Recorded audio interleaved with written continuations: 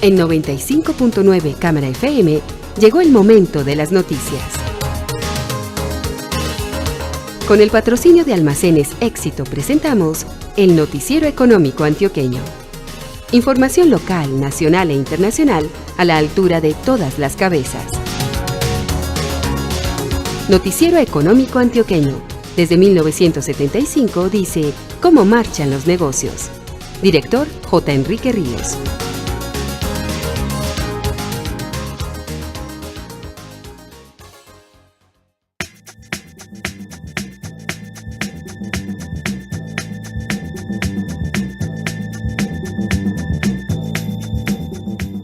Muy buenos días, sea usted bienvenido a la edición de fin de semana.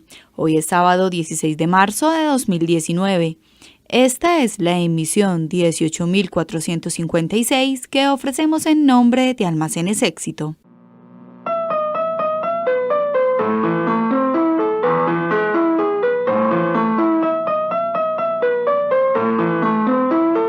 Tu éxito ya estaba ahí cuando esta canción solo quería decir una cosa: helados.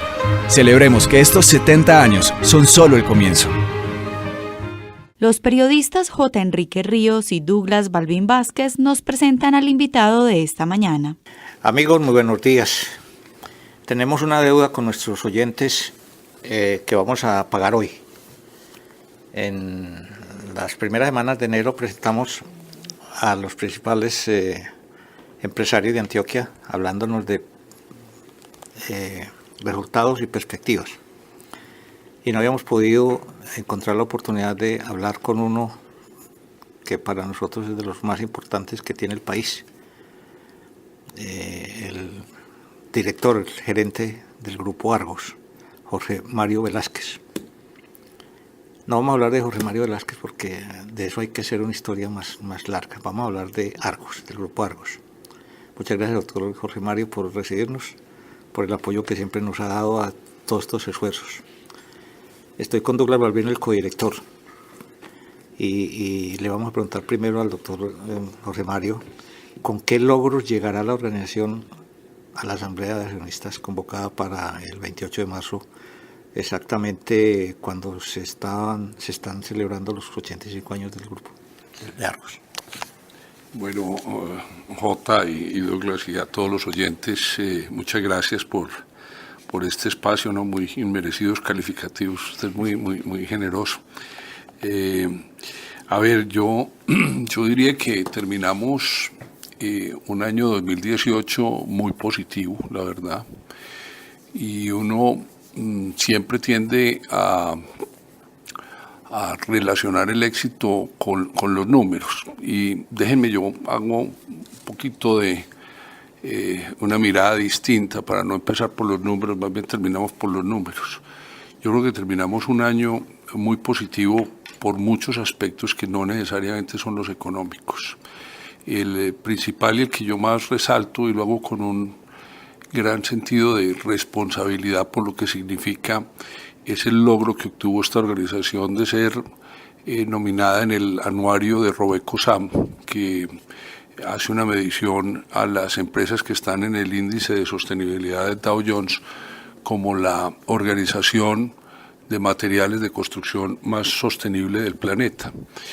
El índice Dow Jones es una medición sistemática, organizada, que recoge mediciones en 3 dimensiones de cerca de 3.000 organizaciones en el mundo, clasificadas por su tamaño, por sectores y por invitación, dependiendo de la capitalización bursátil. De manera que es una muestra realmente representativa y es la oportunidad para compararse con los mejores, con las mejores prácticas de sostenibilidad.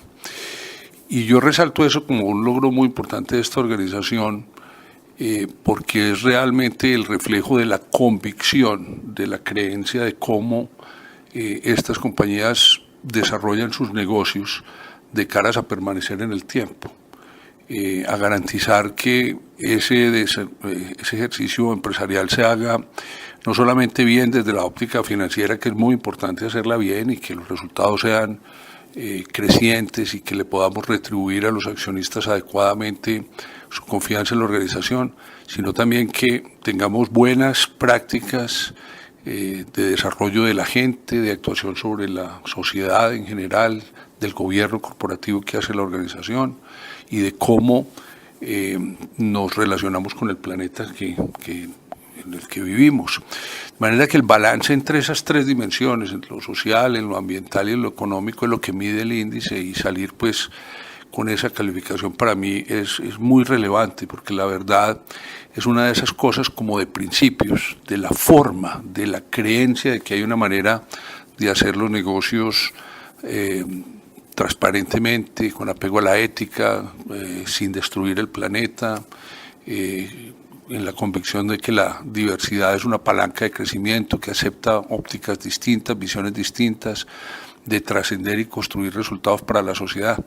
Entonces yo diría que esa es tal vez la expresión que más nos anima, nos reta desde luego, porque es una visión que hay que mantener, que en el futuro las otras compañías en el mundo, las grandes corporaciones van evolucionando y nos ponen la dinámica de tener que estar siempre al día y actualizados.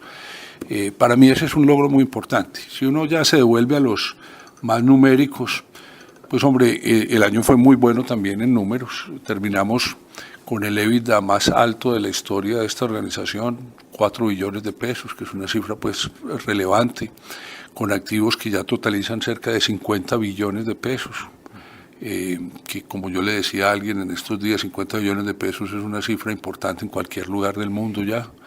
Eso construido a lo largo de 85 años por muchas personas a las que hay que darles el reconocimiento y el crédito por esa construcción.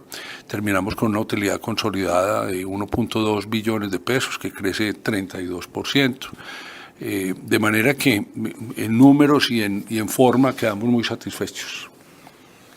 Justamente cuando usted habla de una cifra tan significativa, presidente del Grupo Argos, Jorge Mario Velázquez Jaramillo, 50 billones en activos prácticamente, uno se remite a lo que ha sido o lo que han sido los últimos 13 años de la organización. Es decir, el crecimiento de esos 50 billones prácticamente se llegó a esa cifra por el esfuerzo que se ha hecho durante estos últimos 13 años. Entonces uno piensa en los próximos, ¿cierto? En los próximos 13, 15 años, 20 años, pero vamos a limitarnos a la tercera década, ¿cierto? Vamos a mirar la tercera década. ¿Cuáles van a ser las bases del crecimiento de esta organización que tiene muy claros sus focos geográficos y de negocios? Las bases del crecimiento en la tercera década. Sí, muy buena pregunta. Yo ambiciono el Grupo Argos consolidando la posición de los 3 negocios estratégicos que tiene como un jugador relevante en las Américas en general. Y esa definición lo que quiere decir es hay mucho espacio por crecer todavía en concesiones viales, en concesiones aeroportuarias, en el tema de energía y en el mismo negocio de cemento en este continente.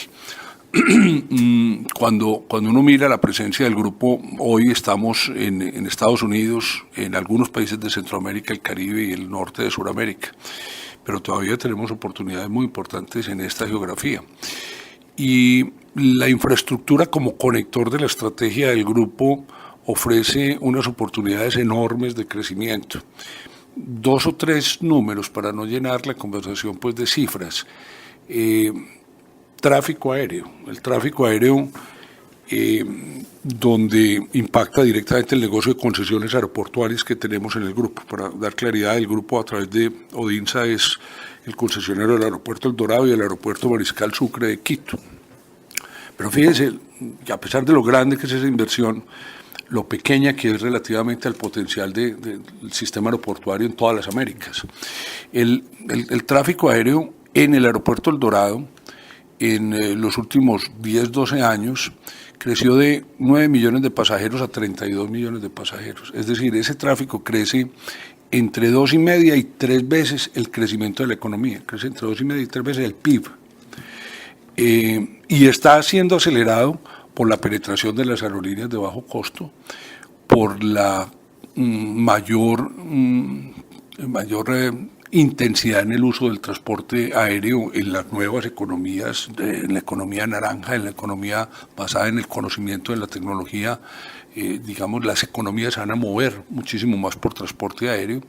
Está también soportado en la inclusión en la clase media de América Latina de una población muy importante. Está también soportado en que las personas jóvenes tienen como propósito fundamental en su vida viajar más y divertirse más. Entonces, cuando uno pone todos esos inductores de demanda y de crecimiento juntos, lo que se ve es una potencia enorme y un reto gigantesco. Si pasamos al aeropuerto El Dorado de 9 a 32 millones de pasajeros, pues vamos a tener que prepararlo para subir de 32 a 80 en los próximos 10 años. Y eso, que es el ejemplo de Colombia, es igual en Perú, o en Argentina, o en México, o en muchos países de nuestras Américas. De manera que vemos unos potenciales enormes en la construcción y adecuación de la infraestructura en América Latina y en las Américas en general. Entonces ambiciono un grupo conectado en estos tres negocios, con presencia geográfica a lo largo y ancho de las Américas, siendo un jugador relevante no solamente por los números, sino por la forma de hacer los negocios. Ya que hizo énfasis en concesiones, ¿cuáles son los negocios hoy ya visualizados para desarrollar en la siguiente década? Pues a ver, yo hablaría de los del corto plazo, si quieres, digamos para los próximos 4 o 5 años. Y voy a arrancar por cada uno de los tres negocios estratégicos del grupo. En el negocio de concesiones, como lo planteas, pues hombre, tenemos hoy 3 grandes proyectos en Colombia. El primero es la expansión del sistema aeroportuario de Bogotá. Le hemos presentado a la Agencia Nacional de Infraestructura, al gobierno colombiano, una alternativa para expandir la capacidad del aeropuerto El Dorado, para llevarlo de 38 millones que tiene capacidad, hoy de 32 millones de pasajeros, pero tiene una capacidad de 38 que se va a ocupar muy rápido, a entre 75 y 80 millones, con una inversión que totaliza alrededor de 2 billones de dólares, es decir, 2.000 millones de dólares, una inversión realmente muy importante. Es una iniciativa privada que no requiere recursos públicos, que está siendo pues considerada por la ANI, que incluye la construcción de una tercera pista corta en el aeropuerto actual, la expansión de otro terminal en el occidente del aeropuerto, en el occidente donde está Catam, y posteriormente en el tiempo la construcción del segundo aeropuerto. También presentamos una iniciativa privada en Cartagena para construir un segundo aeropuerto al norte de la ciudad, un aeropuerto moderno que se pueda diseñar desde cero, que no tenga las restricciones de espacio ni esté pues metido en la conurbación que tiene el actual, y que sirva para atender el crecimiento no solamente de Cartagena como centro de turismo y de servicios e industrial que se está consolidando, sino también la región ampliada de la costa atlántica. Sería un aeropuerto que requiere una inversión alrededor de 720 millones de dólares y en su primera etapa movilizaría 10 millones de pasajeros por año, de un poco menos de 5 que mueve el actual. Y un tercer proyecto que tenemos en concesiones muy rápidamente es la construcción de una vía que se llama la Perimetral Industrial de la Sabana, que es una vía que conecta el norte y el sur de Bogotá hacia el occidente y complementa los sistemas de transporte, digamos, para que la carga no tenga que entrar a la ciudad de Bogotá y facilitar ese tráfico pues a manera de anillos concéntricos que se van a ir desarrollando como en las grandes capitales del mundo. Ahí hay 3 proyectos rápidamente y estamos evaluando algunos otros de inversión en activos que ya están o en construcción o próximos a entrar en construcción para incrementar la participación de este grupo en concesiones. En el tema eléctrico es una apuesta decidida por el tema de las energías renovables no convencionales. Esta semana inauguramos con el presidente de la República la segunda granja solar a gran escala que se construye en Colombia y que esta organización a través de Celsia puso en operación en el departamento de Bolívar, cerca de Cartagena. Entregamos una granja de 8 megavatios que puede atender unos 7.500 hogares, absolutamente limpia, ahorra 170.000 toneladas de CO2 equivalentes de emisión. Y es el segundo de varios proyectos que vamos a cometer. En energías solares tenemos 250 megavatios de proyectos y en energías eólicas 350. Es decir, en total cerca de 600 megavatios de generación eólica y solar. Eso es una apuesta de alrededor de 450 millones de dólares. Entonces ahí hay, digamos, una apuesta por jugar en esas energías renovables. Y en cemento seguimos expandiendo nuestra capacidad. Estamos poniendo en operación en este año una expansión que construimos en la planta de Río Claro, aquí en Antioquia, por cerca de 70 millones de dólares. Entonces, como ves, proyectos en todos los negocios y ganas de invertir y confianza en el país. En cemento, en el negocio cementero, ¿qué tan importante va a ser para el grupo en los próximos años el mercado de los Estados Unidos? Muy importante, muy importante. Yo creo que el mercado de los Estados Unidos es hoy representa alrededor del 55% de los ingresos del negocio cementero, pero va a ser cada vez más relevante. Argos ha construido una posición importante en Estados Unidos, tiene presencia en 9 estados, 5 plantas de cemento, 4 de ellas integradas desde la extracción de la caliza. Para dar algunas cifras, 2.000 camiones mezcladores, más de 1.200 vagones de ferrocarril, 17 terminales. Es una operación realmente grande y que está pues preparada para acompañar ese crecimiento de los Estados Unidos, que es muy potente, especialmente en los estados que estamos. Pero yo diría que, siendo muy importante la operación de Estados Unidos, lo relevante en el negocio cementero es la presencia geográfica en 3 regiones que convergen en un centro que es el Mar Caribe, Estados Unidos, Centroamérica, el Caribe y el norte de Sudamérica.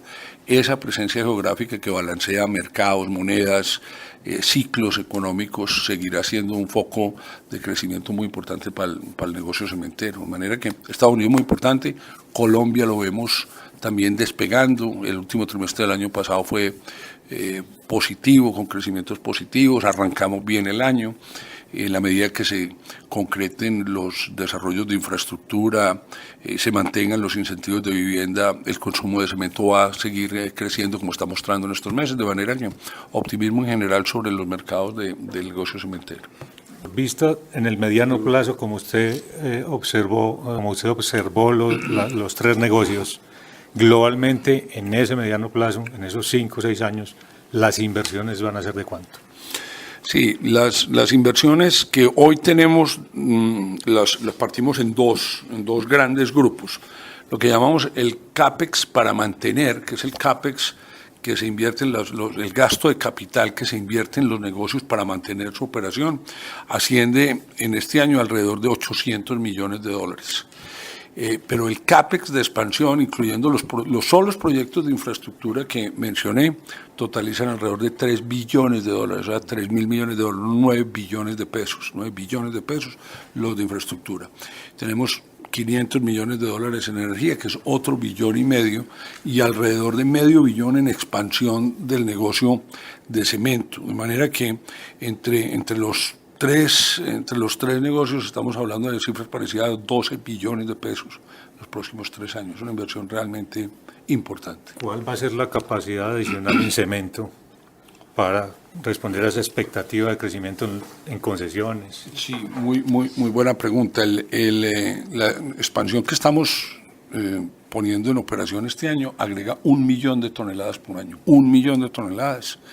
Que equivale al 20% del cemento que vende el negocio de Cemento Argos en Colombia. Hoy vende alrededor de 5 millones de toneladas, con lo cual lo que vamos a poner en operación equivale al 20% de la capacidad actual. ¿Cómo se ve y cómo responde hoy el Grupo Argos y sus negocios a la 4ª revolución industrial y todos sus fenómenos adyacentes? Maravillosa pregunta. Yo creo que la 4ª revolución industrial es una realidad, es no una moda, es una forma que los negocios deben saber interpretar y adaptarse a ellos. Y esto pasa por expresiones como la inteligencia artificial, como el machine learning, como el uso del blockchain, como el uso intensivo del Internet de las cosas en negocios tradicionales como estos. Estamos haciendo apuestas muy importantes de lo que llamamos Horizonte 3. Horizonte 3 es el desarrollo de ventures y de iniciativas de negocios basadas en plataformas de tecnología e inteligencia artificial. El año pasado invertimos $5.8 millones en conjunto entre Cementos Argos, Celsia, Odinsa y Grupo Argos, en varias iniciativas de estas de Horizonte 3 que tienen que ver con la cuarta revolución. Y déjame dar dos ejemplos. Una de ellas tiene que ver con el desarrollo de tecnología para que uno pueda con el celular mapear tridimensionalmente y tener cálculos de áreas de un espacio cualquiera. Es decir, si uno recorre con el celular este cuarto, puede encontrar cuánta área de muros hay, cuántas áreas de techos, cuántas áreas de pisos. Y eso lo que pretende es poder incursionar en negocios más de servicios adicionales complementarios aplicados a la venta de un material. Es que nuestros constructores pudieran tener alrededor de la operación de cemento servicios y ventas de servicios para presupuestar, para control de obra, para desarrollo de nuevos productos. Estamos desarrollando también en el negocio eléctrico uno que es basado en plataformas de intercambio de energía. A raíz pues, de las nuevas regulaciones y de la nueva forma de consumir energía, se va a incrementar importantemente la posibilidad de que los hogares no solamente sean consumidores de energía para su uso, sino que sean productores también, porque tienen o pequeñas turbinas eólicas o paneles solares. Y en la medida en que ese consumo no es uniforme durante todo el día o toda la noche, existen momentos del día o de la noche donde hay consumo o hay excedentes. El intercambio de esos excedentes con la red es una realidad en el negocio energético, lo que se llaman los prosumidores, productores consumidores, y lo que estamos desarrollando son plataformas tecnológicas para ayudar a hacer monetizables negocios de intercambio de cantidades de energías a pequeños, a negocios de pequeño o a escala de pequeños hogares o consumos. Ahí te doy dos ejemplos de cómo estas organizaciones van afrontando lo de la cuarta generación. Es una realidad. El gran reto creo es entenderlo, es visualizar las oportunidades que allí se generan, es preparar nuestro talento humano para esa realidad, es adaptar el sistema educativo para poder aprender las tecnologías y las competencias que va a requerir esa cuarta revolución, pero llegó para quedarse. Muchas gracias, doctor Jorge Mario Velázquez, por su atención. Douglas Bolvin, este servidor de ustedes, amigos oyentes, les dicen pero muy buenos días. Mañana domingo conversaremos con el rector del Politécnico Colombiano, Jaime Isaza Cadavid, Libardo Álvarez Lopera. Un feliz día.